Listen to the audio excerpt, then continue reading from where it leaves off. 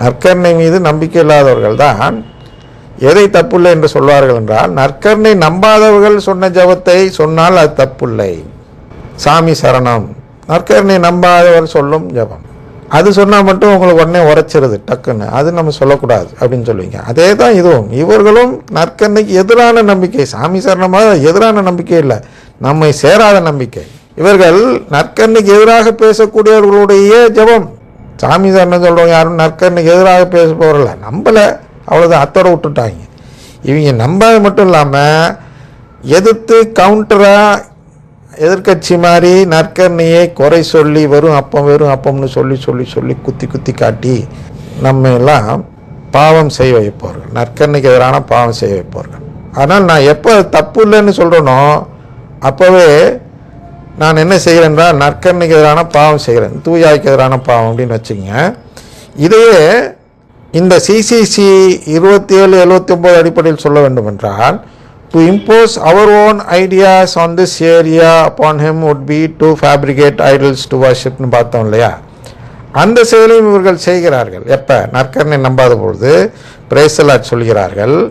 Praise the Lord சொல்லும் பொழுது அதில் ஒன்றும் தப்பு இல்லைன்னு சொல்கிறப்ப என்ன செய்கிறார்கள் என்றால், அந்த எதிர் சபை என்று வைத்துக்கொள்வோம், திருச்சபைன்னு வாயில் வரமாட்டேங்குது, அதனால் எதிர் சபை என்று வைத்துக்கொண்டால் அந்த எதிர் சபையுடைய நற்கருணைக்கு எதிரான சொந்த கருத்துக்கள் தவறில்லை என்று சொல்லக்கூடியவர்கள் தான் பிரைஸ் தி லார்ட் சொல்ல முடியும், அவர்களுடைய ஜெபத்தை எடுத்து பயன்படுத்த முடியும் இல்லையா. திருத்தந்தை வெளியிட்டிருக்க அந்த நூல் பார்ப்போம் அல்லவா, அதில் அவர் சொல்கிறார் 6வது விதமான ஆபத்து என்ன என்றால், எங்கிருந்து எந்த நம்பிக்கையிலிருந்து ஒரு ஜெபம் தோன்றியது என்று பார்க்க வேண்டும், அது நம்முடைய நம்பிக்கை இல்லை என்றால் அதை விட்டுவிட வேண்டும் என்று சொல்கிறார். அதுதான் இங்கே உள்ள பிரச்சனையும் என்னென்னா, பிரைஸ் தி லார்ட் நம்முடைய நம்பிக்கையிலிருந்து தோன்றியது அல்ல, பெந்தகோஸ்து நம்பிக்கையிலிருந்து வந்தது. அதனால தான் இன்று நாம் பிரைஸ் தி லார்ட் சொன்னால் அவங்களும் நம்மள்கிட்ட பதில் உரையாக பிரைஸ் தி லார்ட் சொல்வார்கள். அதே நாம் மரிய வாழ்க சொன்னால் அவன் பதில் சொல்ல மாட்டான். ஏன்னா மரிய வாழ்க அவங்களுடையது அல்ல, பிரைஸ் தி லார்ட் அவங்களுடைய ஜபம்.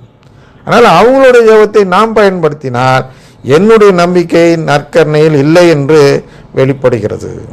அதனால்தான் அதாவது இடம் கிடைக்கும் இடமெல்லாம் இந்த உண்மையை சொல்லி கொண்டு வருகிறோம். நாங்கள் அவர்களுக்கு எதிரானவர்கள் அல்ல, ஆனால் அதோடைய ஆபத்தை நாம் இங்கே தெரியப்படுத்த வேண்டும், அந்த ஆபத்திலிருந்து நாம் பிழைத்து கொள்ள வேண்டும். நான் திருப்பி இதை வாசி முடிக்கிறேன். Then in the last days such application will be scrutinized to find out whether it was truly made with faith in the Eucharist, and then the right to become the children of God will be granted to that person on that basis இல்லையா. அதுதான் யோவான் 1:12 சொல்லப்படுற அந்த உரிமை, கடவுளின் பிள்ளைகளாகும் உரிமை கொடுக்கப்படுகிறது என்றால், அவரை ஏற்றுக்கொண்டு அவரிடம் நம்பிக்கை கொள்ளும் அனைவருக்கும் கடவுளின் பிள்ளையாகும் உரிமை கொடுக்கணும். அவர் என்றது ஏது? நற்கருணை ஆண்டவர் இயேசு தான் நற்கருணை ஆண்டவர். நற்கருணை ஆண்டவர் தான் இயேசு என்று பார்ப்பவர்கள் கத்தோலிக்கர்கள். இயேசு என்றால் எல்லா கிறிஸ்தவ சபையிலும் இருக்கிறவர், நற்கருணை என்றால் கத்தோலிக்க சபையில் மட்டும் இருக்கிறவர் என்று யாராவது பார்த்தால் அவர்களெல்லாம் கத்தோலிக்கரே அல்ல, நற்கருணை நம்பாதவர்கள். அவர்களெல்லாம் கடவுளின் குடும்பத்தில் உறவு கேட்கும் உரிமை அவர்களுக்கு இல்லை என்றெல்லாம் பொருள்படுகிறது. தந்தை மகன் தூயாவின் பெயராலே ஆமென்.